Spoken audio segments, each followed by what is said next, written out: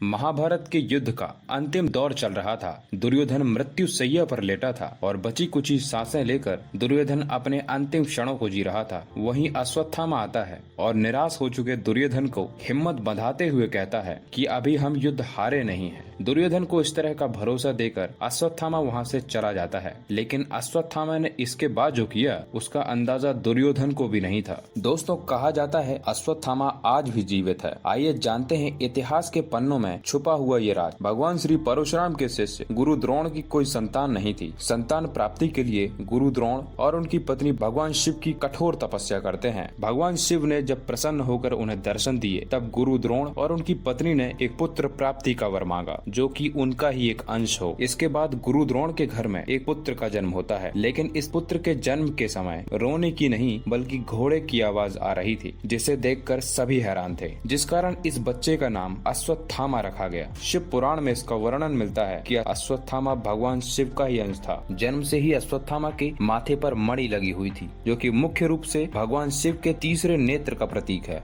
अश्वत्थामा को अमरता का वरदान था। अश्वत्थामा की इन अद्भुत शक्तियों को देखकर गुरु द्रोण फूले नहीं समाते थे, लेकिन अफसोस हस्तिनापुर के राजकुमारों को युद्ध रणनीतियों की शिक्षा देते देते उन्हें इस बात का बिल्कुल अनुमान नहीं था कि उनका शक्तिशाली पुत्र कब अधर्म की चालें चलने लगा। गुरु द्रोण ने अर्जुन को ब्रह्मास्त्र की शिक्षा तो दी, लेकिन साथ ही साथ पुत्र मोह में आकर अपने पुत्र अश्वत्थामा को भी ब्रह्मास्त्र की शिक्षा दे दी। अश्वत्थामा अपने गुस्से और अहंकार पर नियंत्रण नहीं रख पाता था, जिस कारण उसने जो पाप किया था, जिससे स्वयं श्री कृष्ण ने उससे उसके माथे की मणि छीन ली थी, जिससे यह घाव हमेशा ही तकलीफ देता रहे। सन 1192 में पृथ्वीराज चौहान ने पहली बार मोहम्मद गौरी को हराया था। तब उन्हें जंगल में एक व्यक्ति मिला था जो बहुत घायल लग रहा था और बीमार नजर आ रहा था। इस व्यक्ति की लंबाई लगभग 12 फीट थी और शरीर से काफी हट्टा कट्टा नजर आ रहा था। साथ ही साथ इसके शरीर से बहुत गंध आ रही थी। ये बातें पृथ्वीराज चौहान के खास चंद्रवरदाई ने अपनी किताब में लिखी थी, जिस किताब का नाम पृथ्वीराज रासो है। अश्वत्थामा बहुत ही शक्तिशाली था। इसका पता हमें महाभारत काल से चलता है। अश्वत्थामा ने अर्जुन को छोड़कर सभी पांडवों को कई बार हराया था। गुरु द्रोण निष्ठा का पालन करते हुए हस्तिनापुर की ओर से युद्ध लड़ रहे थे और अश्वत्थामा पिता का साथ देते हुए कौरवों की ओर से युद्ध कर रहे थे। महाभारत के युद्ध के 14वें दिन अश्वत्थामा ने नारायण अस्त्र का प्रयोग किया था। कहा जाता है यह इतना घातक अस्त्र था कि इससे सामने वाले की मृत्यु निश्चित थी, लेकिन भगवान श्री कृष्ण के कारण यह अस्त्र विफल हो जाता है। कहा जाता है गुरु द्रोण के हाथ में जब तक अस्त्र शस्त्र थे तब तक उनका कोई मुकाबला नहीं कर सकता था। तब भगवान श्री कृष्ण ने युधिष्ठिर के माध्यम से अश्वत्थामा के मारे जाने की झूठी खबर फैला दी, जिस कारण गुरु द्रोण ने पुत्र मोह में आकर अपने अस्त्र शस्त्र त्याग दिए। यही मौका देखकर धृष्टद्युम्न ने गुरु द्रोण की तलवार से गर्दन काट दी, जिससे गुरु द्रोण की मृत्यु हो जाती है। फिर भी अश्वत्थामा ने दुर्योधन को पांडवों के साथ संधि कर लेने की सलाह दी थी, लेकिन दुर्योधन नहीं माना और परिणाम स्वरूप वह महाभारत के 18वें दिन भीम के साथ युद्ध के बाद वह मरण अवस्था में पहुंच जाता है। इसी अवस्था में अश्वत्थामा दुर्योधन के पास आया और दुर्योधन की यह दशा देखकर बोला कि अभी युद्ध समाप्त नहीं हुआ है। यह कहकर वह पांडवों के शिविर की ओर चला जाता है। उसने क्रोध में आकर पिता के हत्यारे धृष्टद्युम्न को सोते समय मौत के घाट उतार दिया और सोते हुए सभी पांडव पुत्रों को मार दिया। और जब वह दुर्योधन के पास जाता है, तब दुर्योधन उसे यह कहकर धुतकार देता है कि तुमने बहुत बड़ा पाप किया है। अगली सुबह जब पांडव उसी शिविर में जाते हैं, तब अपने सभी मरे हुए पुत्रों को देखकर काफी क्रोधित हो जाते हैं और जब उन्हें पता चलता है कि ये काम अश्वत्थामा का है, तब वे भगवान श्री कृष्ण के साथ अश्वत्थामा से बदला लेने पहुंच जाते हैं। लेकिन अश्वत्थामा अपने वरदान के कारण अमर था और पांडवों को देखकर पिता को दिए हुए वचन को तोड़ते हुए ब्रह्मास्त्र चला देता है। तभी भगवान श्री कृष्ण अर्जुन को ब्रह्मास्त्र चलाने के लिए कहते हैं। यह देखकर वेदव्यास दोनों के ब्रह्मास्त्र को रोक लेते हैं। रोकते हुए अर्जुन और अश्वत्थामा को अपने अपने ब्रह्मास्त्र वापस लेने के लिए कहते हैं। अर्जुन ने अपना ब्रह्मास्त्र वापस ले लिया, लेकिन अश्वत्थामा को ब्रह्मास्त्र चलाना तो आता था, लेकिन वापस लेना नहीं आता था। तभी वेदव्यास ने उसे अपने ब्रह्मास्त्र की दिशा बदलने को कहा, जिससे गुस्साए अश्वत्थामा ने उसे पांडवों के आखिरी वंशज को नष्ट करने के लिए ब्रह्मास्त्र की दिशा अभिमन्यु की पत्नी उत्तरा के गर्भ की ओर मोड़ दिया। यह देखकर भगवान श्री कृष्ण अपना सुदर्शन चक्र चला देते हैं, जिससे ब्रह्मास्त्र की सारी ऊर्जा सुदर्शन चक्र में समाहित हो जाती है। अब श्री कृष्ण उत्तरा के गर्भ को तो बचा लेते हैं, लेकिन अब उनके क्रोध की कोई सीमा नहीं थी। उन्होंने भीम से अश्वत्थामा के माथे से मणि निकालने को कहा और उसे श्राप देते हुए कहा, तुम्हारे पूरे शरीर में कोढ़ हो जाएगा, शरीर से खून और मवाद बहती रहेगी, न ही तुम्हारी कोई सहायता करेगा और न ही तुम्हारी तृप्ति होगी, तुम उम्र भर यूं ही गंधित होकर भटकते रहोगे। दोस्तों, कहा जाता है अश्वत्थामा आज भी पृथ्वी पर भटक रहा है और भगवान श्री कृष्ण का दिया हुआ श्राप भुगत रहे हैं। दोस्तों, आज की वीडियो में बस इतना ही। वीडियो पसंद आई हो तो वीडियो को कर देना लाइक और चैनल को कर देना सब्सक्राइब। धन्यवाद।